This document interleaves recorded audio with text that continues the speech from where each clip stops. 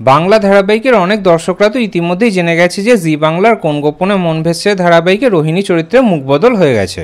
শুরু থেকেই কোন গোপনে মন ভেসছে ধারাবাহিকে রোহিণী চরিত্রে অভিনয় করতে দেখা যাচ্ছিল অভিনেত্রী মিসমি দাসকে। এই চরিত্রে দর্শকদের খুবই প্রিয় হয়ে উঠেছিলেন অভিনেত্রী। কিন্তু হঠাৎ করে কেন এই চরিত্রে মুখবদল হয়ে গেল?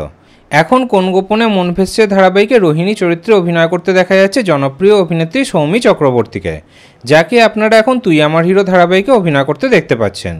ওদিকে নিমফুলের মৌ ধারাবাহিকে অভিনয় করেছেন তিনি। এছাড়াও বহু জনপ্রিয় ধারাবাহিকে সাইড রোলে অভিনয় করতে দেখা গেছে তাকে। কিন্তু হঠাৎ করে কেন এই মুখবদল, সেই বিষয়ে জানা গেল।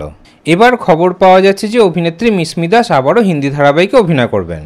সেই হিন্দি ধারাবাহিকে অভিনয় করার জন্যই কোন গোপনে মন ভেসছে ধারাবাহিকটি ছাড়লেন অভিনেত্রী।